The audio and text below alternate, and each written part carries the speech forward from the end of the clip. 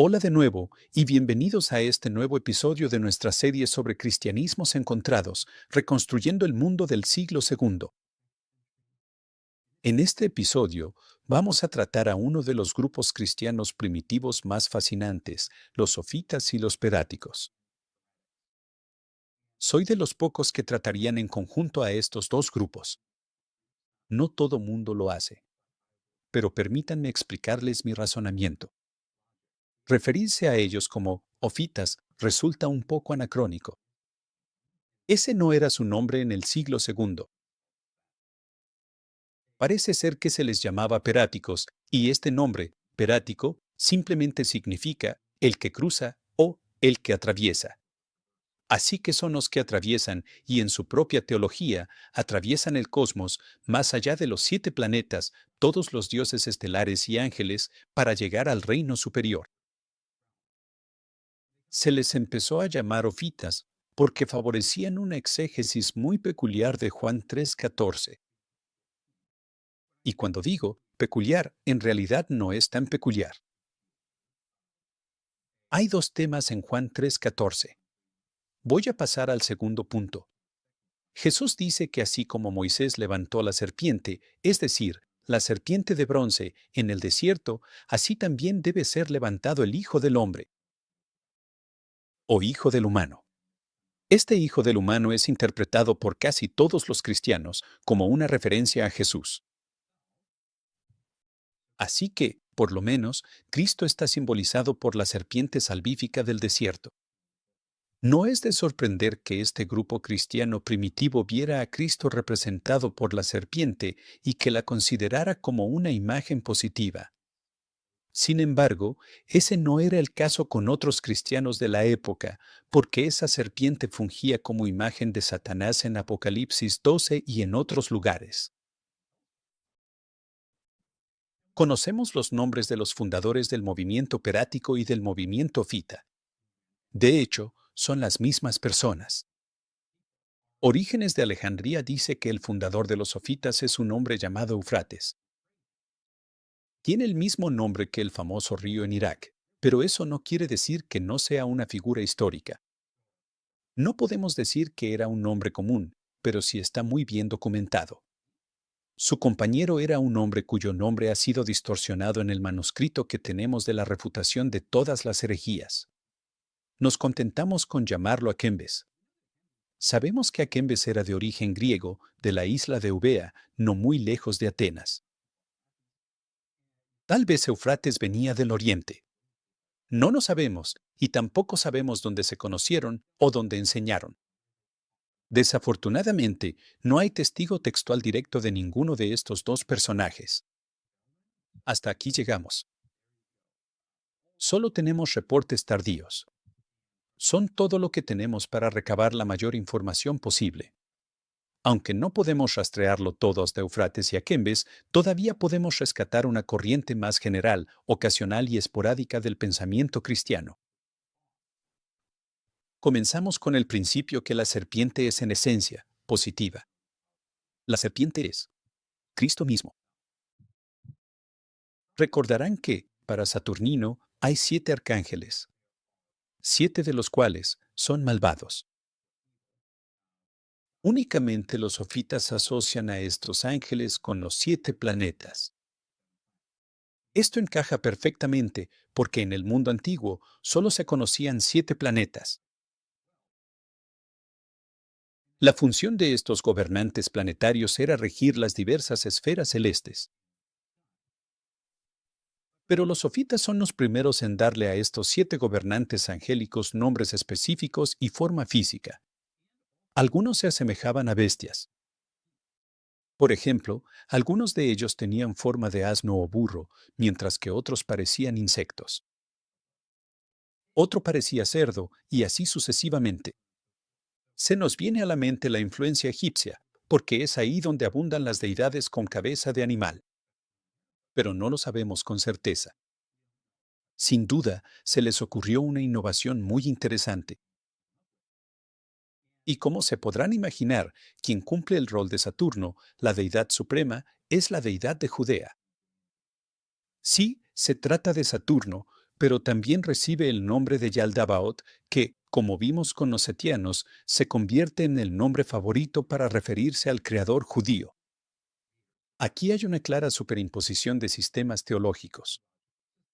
Sin duda, estos grupos están compartiendo ideas y tomando prestado unos de otros, y el resultado es una hibridización teológica.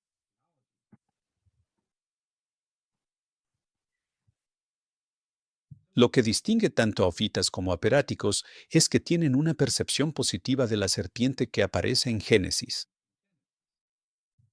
Como varios de ustedes ya sabrán, en la teología cristiana actual, la serpiente del jardín del Edén no es una figura positiva. De hecho, en general, se le usa para representar a Satanás.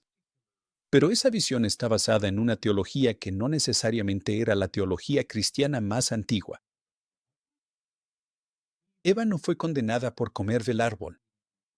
Por el contrario, fue elogiada porque el Creador, quien trató de atacarla, no era el verdadero Dios. Y su búsqueda de conocimiento fue más allá, fue algo digno de mérito. Aquí no hablamos de que la serpiente sea más astuta solo porque sí, sino que es la sabiduría misma la que habla a través de la serpiente. Frecuentemente se van a topar con la afirmación de que, tanto para los heresiólogos del mundo antiguo como para algunos académicos modernos, ciertos grupos cristianos adoraban a la serpiente o a las serpientes en general. Pero esto no es correcto. Su visión positiva de la serpiente en el jardín del Edén se debe a que en ella ven a la sabiduría, la Madre Divina, hablando a través de la serpiente. Pero una vez que abandona a la serpiente, ésta vuelve a ser un reptil. Entonces, la serpiente en realidad pasa a un segundo plano. Sofía, la sabiduría, es llamada la primera mujer, porque en griego Sofía es femenino. También se le llama Espíritu Santo, que en las lenguas semíticas es femenino. Y junto a ella, o más bien en paralelo a ella, aparece una trinidad de hombres. Hombres, entre comillas, porque no se trata de hombres en su definición más común. Los sofitas hablan de un primer, un segundo y un tercer hombre. Y este es un concepto trinitario, otra versión de la Trinidad. En el episodio anterior sobre los setianos, o la simiente de Set, vimos que su versión de la Trinidad era una de Padre, Madre e Hijo. Supongo que aquí tenemos algo así como una versión más, masculina, en la que solo hay hombres. Durante este periodo temprano, vemos que los cristianos pensaban en términos trinitarios, pero en términos muy diferentes al concepto ortodoxo de Trinidad, que se consolidó en los credos del siglo IV. Tenemos al primer hombre, tomado de Génesis 1 al 3. Dios dice que en efecto fos, hágase la luz, que se reinterpreta como hágase el hombre. Aquí, fos equivale a luz y hombre. Luego, viene el Adán hecho a imagen de este ser luminoso.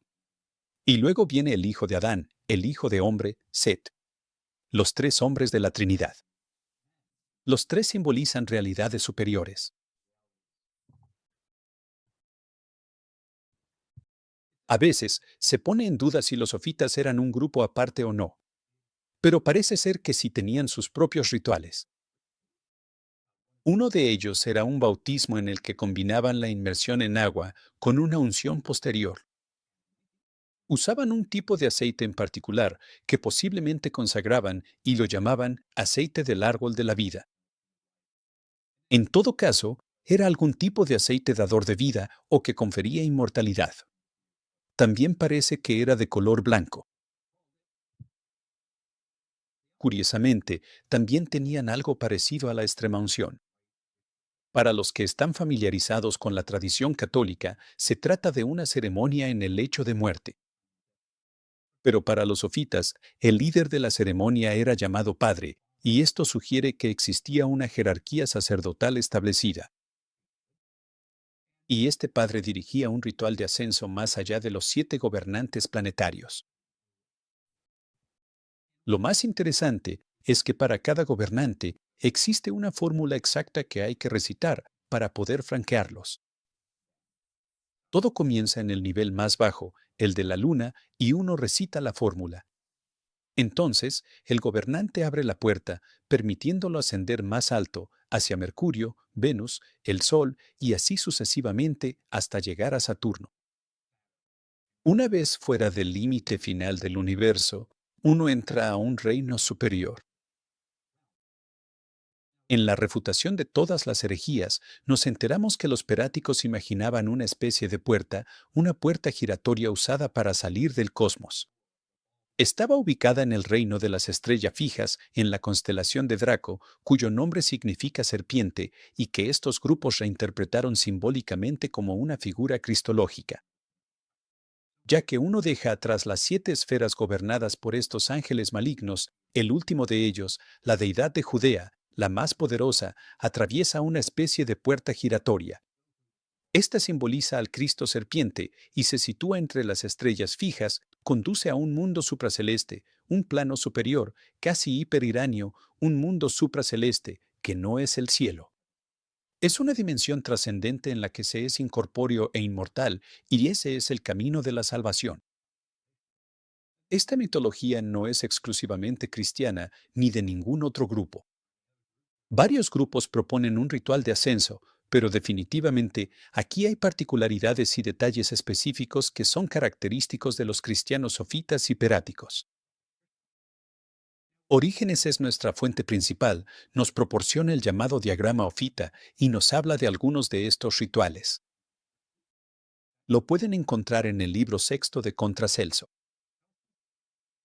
Otra de nuestras fuentes principales es el reporte ofita de Ireneo. Contra las herejías, libro 1, capítulo 30, donde obtenemos la teología de la Trinidad masculina y la reinterpretación de la historia del Jardín del Edén. Finalmente, la refutación de todas las herejías, una obra de principios del siglo III, escrita alrededor del año 222, en la que encontramos parte de este material astrológico, así como el contexto para el movimiento perático. Por tanto, combinando todas estas fuentes, obtenemos una teología cristiana temprana bastante coherente, aunque no impecable. Esto sugiere que había un grupo al que nos podemos referir como ofita operático. Este grupo estuvo activo en los siglos segundo y tercero de la Era Común. No sabemos exactamente dónde, pero suponemos que fue en Siria o Egipto. Ellos buscaban fundadores específicos y con esto generaron mucha especulación. Por así decirlo, los heresiólogos siguieron persiguiendo y criticando a este grupo. Esto hasta ya muy entrada la antigüedad tardía, siglo V y posteriores. Considero que este grupo tuvo una fuerte influencia y merece toda nuestra atención. Es además una señal de la gran diversidad de movimientos cristianos tempranos y de lo que perdimos.